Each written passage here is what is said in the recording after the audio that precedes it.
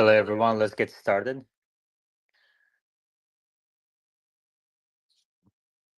Tesla is up 2.5%. Nvidia is up 6%. Carvana is up 6%. All stocks are up except for Dow Jones because United Healthcare CEO stepped down, and that stock is down quite a bit. It's down about 50% from the top in just a matter of a month or so. Let's read our daily article.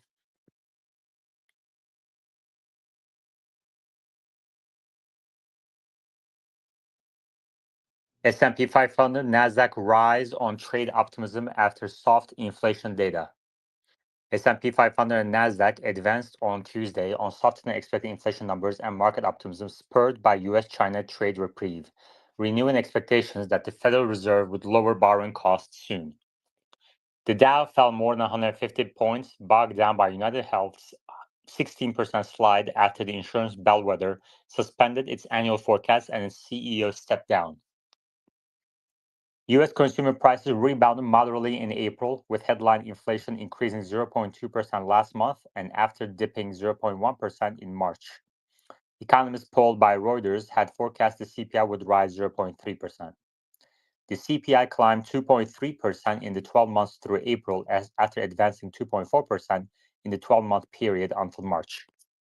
We don't really see much impact from tariffs yet. It's still too early for that. But what we do see is the inflation is holding up decently well, said Mike Reynolds, Vice President of Investment Strategy at Glenmead. It's a good sign that inflation isn't a problem heading into an event-driven shock like tariffs, he said. Traders lead into bets that U.S. Fed would hold off on lowering interest rates until September, while anticipating two 25 basis point cuts by the end of the year.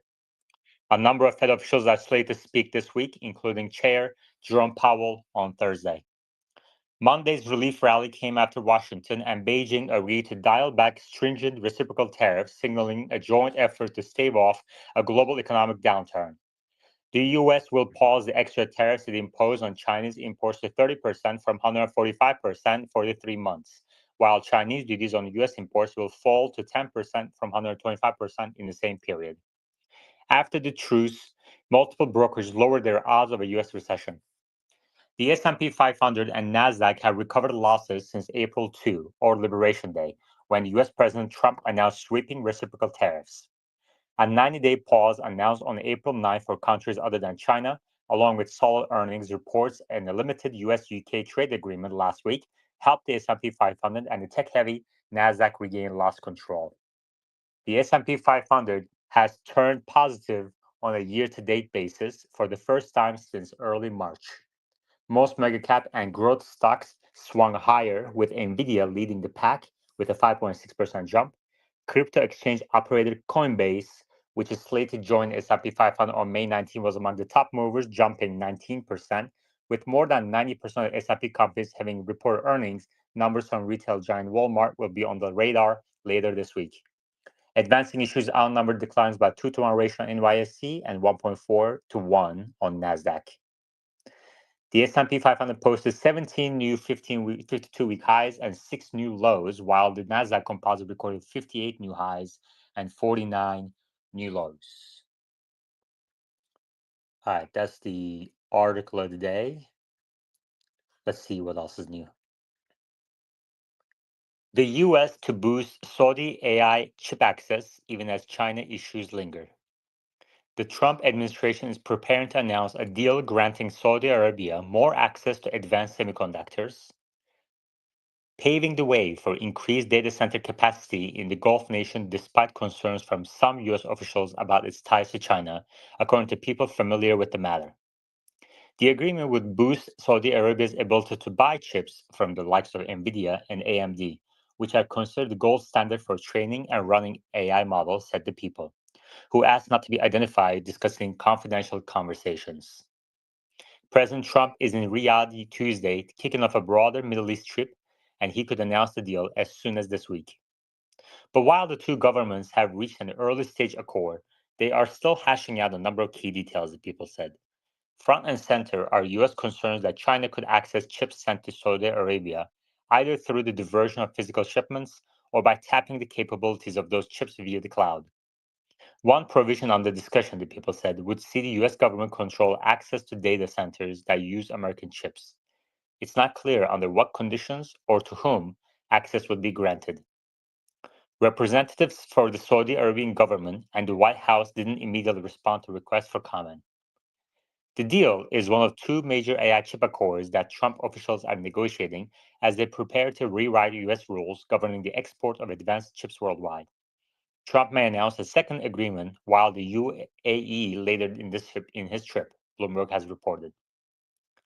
Taken together, the deals indicate that Trump is much more willing than President Joe Biden to see advanced American technology shipped to the Gulf, a region where he has also major business interests and where sovereign funds have pledged substantial investments in the US. Nvidia and AMD shares gained on the day. Meanwhile, on Tuesday, Nvidia's CEO Jensen Huang announced that his company will be sending semiconductors to the new Saudi Arabian AI company Humain for a 500 megawatts data center build-out. AI needs a lot of power, and in energy-rich Saudi Arabia will be able to use Nvidia's technology to unlock new capabilities in the field, Huang said at the Saudi-US Investment Forum in Riyadh.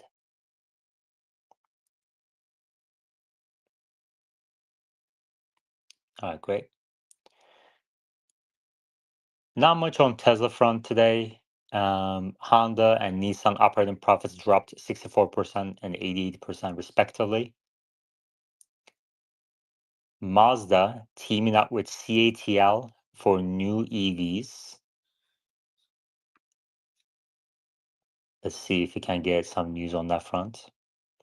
Mazda partners with CATL to develop next-gen EVs using innovative skateboard chassis. In a strategic move to accelerate its electrification strategy, Mazda, through its Chinese joint venture, Chang'an Mazda, has entered a key partnership with CATL, the world's leading EV battery manufacturer. The collaboration will focus on developing next-generation EVs using CATL's revolutionary cell-to-chassis skateboard platform. The partnership will center on CATL's CIIC platform, which was introduced in December last year. The chassis system is built around a decoupled vehicle architecture that separates the upper and lower body sections, allowing modular subsystems and standardized interfaces. This structure supports flexible hardware and software configurations and is designed to streamline model development and improve adaptability. By combining CATL's chassis technology with Chang'an Mazda's automotive production systems, the two companies aim to shorten development timelines and align with changing market requirements for new energy vehicles. Representatives from both companies attended the signing event. CATL and Mazda intend to expand the scope of their cooperation by working on new NEV technologies. Their goal is to support vehicle production that meets safety, performance, and reliability standards for domestic and international markets. This collaboration reflects a broader trend among automakers and battery suppliers to consolidate expertise to meet regulatory and market expectations for electrification.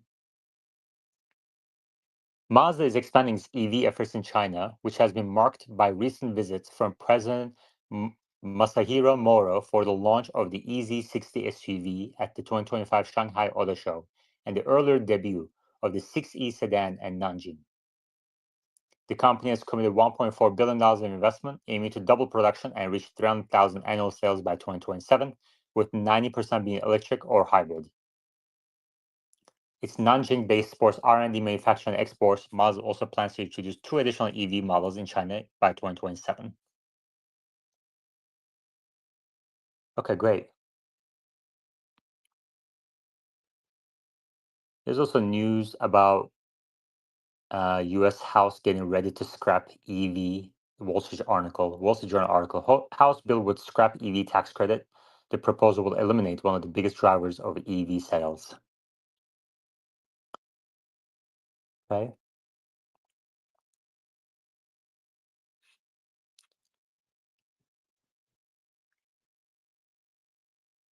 This article is on Trump tariffs.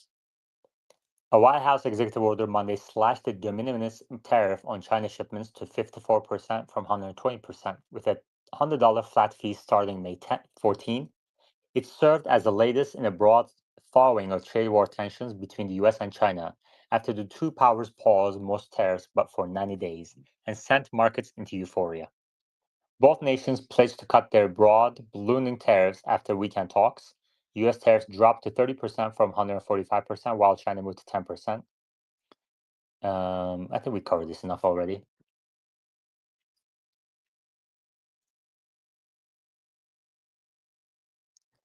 Apple wants people to control devices with their thoughts. Apple is embracing the world of brain computer interfaces, unveiling a new technology that one day could revolutionize how humans interact with their devices. The company is taking early steps to enable people to control their iPhones with neural signals captured by a generation of brain implants. It could make Apple devices more accessible to tens of thousands of people who can't use their hands because of severe spinal cord injuries or diseases such as amyotrophic lateral sclerosis or ALS. Apple is looking forward to a day, still some years away, when implants developed by Elon Musk's Neuralink and its rival receive approval from the FDA. Such implants, known as brain-computer interfaces, have already been safely placed in a handful of patients. Historically, humans interface with their computers mechanically, using keyboards and mice. Smartphones such as touch, behavioral input, or but still an observable physical movement. The new capability means Apple devices won't need to see the user make specific movements. The devices can detect user intentions from decoded brain signals. Apple has worked on the new standard with Synchron, which makes a stent-like device that is implanted in a vein atop the brain's motor cortex. The device called the stentod has electrodes that read brain signals. All right. Um, I need to get going soon. Any questions, comments? Please request to speak. Otherwise, we're going to end the space.